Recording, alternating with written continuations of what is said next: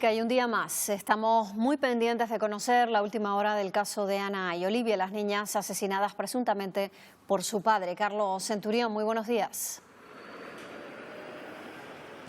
Hola Patricia, muy buenos días Canarias. Un día más también, como hemos visto durante todo el fin de semana y como hemos visto desde que llegó, el Ángeles Alvariño está trabajando en la bahía de Santa Cruz de Tenerife, incansable. Durante todos estos días lo hemos visto a veces más cerca, a veces más lejos de la costa. Hoy está lejos, se lo vamos a intentar enseñar enseguida. Está a unos 10 kilómetros aproximadamente de la línea de costa, situado en un punto al sur de la ciudad. No hay novedades oficiales, no hay cambios con esa búsqueda en los fondos marinos y no hay cambios tampoco en la investigación. Así las cosas, sin novedades oficiales, la gran duda es saber hasta cuándo el Ángeles Alvariño va a estar en aguas de Tenerife trabajando en este caso. La semana pasada se decidía prorrogar su estancia, pero no se decía fecha de partida, no se sabe cuándo se va. Hace apenas unos minutos hemos hablado con delegación del Gobierno y Guardia Civil y ambas instituciones nos han dicho que no tienen confirmación del día en que se irán.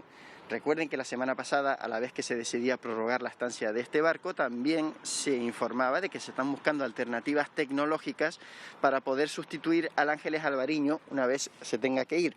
Una de esas alternativas es un submarino que tiene como base el puerto de Rada Sur, un submarino privado. El dueño ha dado su consentimiento a utilizarlo, pero se está esperando por los últimos permisos. Así las cosas, Patricia, sin novedades en la búsqueda ni en la investigación. Estamos muy pendientes de cualquier tipo de novedad, que por supuesto informaríamos al instante. Patricia, con esta imagen en directo del Ángeles Alvariño trabajando en Tenerife, me despido hasta novedades que pudieran ser de información para todos. Patricia.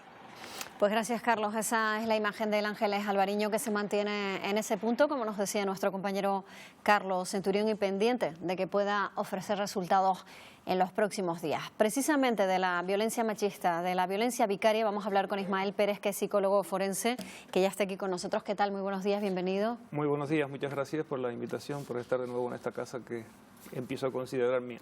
Pues claro que sí, nosotros agradecidos por su presencia, aunque sea para hablar de un tema, como decíamos, tan desagradable como esto, ¿no?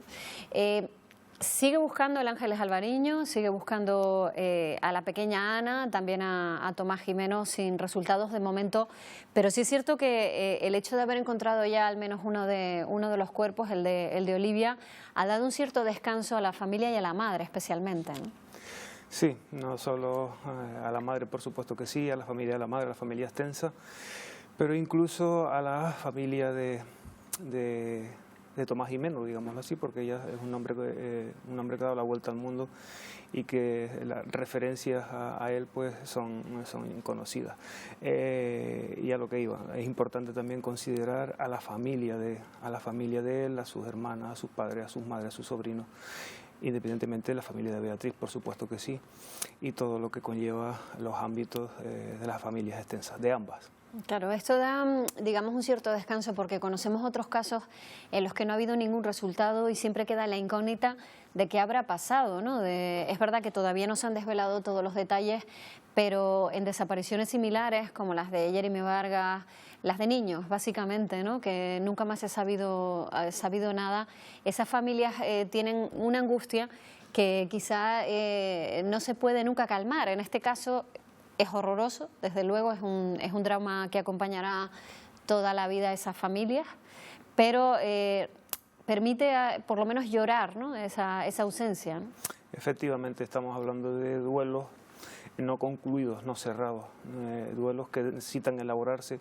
Cualquier pérdida necesita o pasa por ese proceso, si no se culmina se queda a la mitad y desde luego no se cierra ni siquiera judicialmente o jurídicamente, pero emocionalmente también necesita concluir, y mientras no aparezca por lo menos el cadáver de Jimeno o de incluso la niña pequeña, la Ana, esto sigue abierto. Todas las hipótesis, las probabilidades van por ahí, pero siempre queda contemplar otra opción y otra posibilidad que hasta ahora, hasta que no aparezcan, obviamente no se pueden cerrar.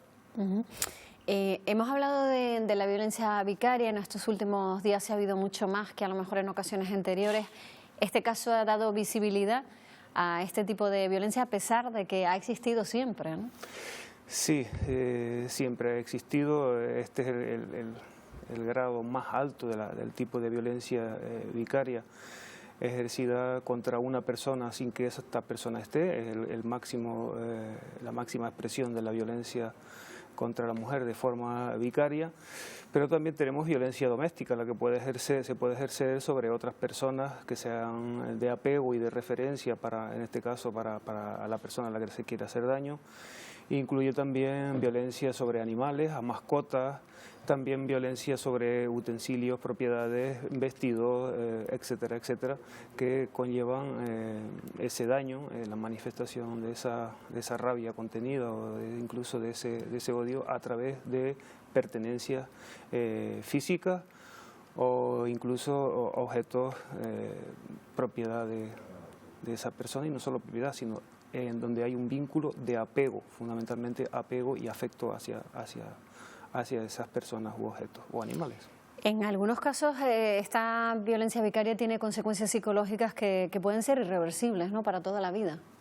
Es importante ponerse en manos lo antes posible de un especialista, ¿no? Todo tipo de violencia, sobre todo si es continuada, desproporcionada y no contingente, como sería este caso, como todo apunta que sea este caso, conlleva un trauma y una victimización. Un trauma y una victimización que juega a favor del tiempo. ¿Qué quiero decir con esto? Que cuanto más tiempo pase, y por lo menos cuando pase al menos un mes, ya empieza todo el contenido florido de esa sintomatología de reexperimentación, de evitación, de activación, con afectación en las diferentes áreas de funcionamiento de la persona, en el área personal, en la laboral, en la social, en la familiar, que es lo que realmente le da visibilidad al aspecto cognitivo de ese daño internalizante que es la victimización como consecuencia de un trauma. La psicología, las ciencias de la conducta dan respuesta a este tipo de situaciones y desde luego es recomendable que todas las personas, todas, y cuando digo todas, subrayo lo de todas, se pongan en manos de profesionales cuanto antes, porque esto tiene unas connotaciones mediáticas, unas connotaciones sociales muy especiales unido al no cierre del duelo que comentábamos hace un momento, hace más dolorosa si cabe esta situación. También existe un vacío legal, ¿no?, que va aparejado a esas consecuencias psicológicas que pueden permanecer toda la vida. Muchas veces, no en este caso, donde pues, ha habido, como decía usted, el resultado extremo, ¿no?, de la violencia vicaria con el fallecimiento de las pequeñas, pero sí es verdad que hay otras situaciones distintas en las que son los hijos los que se quedan sin sus padres, ¿no?, y ahí se produce un vacío también para esos menores. Tenemos un vacío que realmente estamos en un momento que ni buscado adredemente. El día 4 de junio se publicó, entró en vigor la Ley Integral de Protección a niños, niñas y adolescentes contra la violencia, que contempla todas estas posibilidades de acompañamiento en diferentes ámbitos, desde el ámbito familiar, el policial, el judicial, el escolar, el sanitario, para brindar recursos de apoyo emocional y de todo tipo, incluso desde el ámbito de la justicia restaurativa o incluso de la justicia terapéutica, para todas estas personas, sobre todo infancia, adolescencia y personas con discapacidad, que no sabemos si en este entorno lo hay o no, pero sí es verdad que la ley ampara todo este tipo de situaciones porque es un precepto legal vigente. En ese caso, en el de que los niños se quedan, ¿no?, incluso ven durante toda su vida o durante muchos años de su vida cómo esos padres ejercen esa violencia contra sus madres. Al final, los menores pueden acabar reproduciendo esas conductas y ejerciendo esa misma violencia contra sus propias madres. Esa sería otra expresión de la famosa violencia vicaria. Es la violencia aprendida, la que se aprende a través de un modelo que perpetúa y desde luego las primeras etapas de la vida. En este caso tenemos la gran ventaja de que por madurez evolutiva a menores de 6 años la ciencia demuestra que no hay, por incapacidad de memoria secuencial, tenemos memoria episódica pero no secuencial,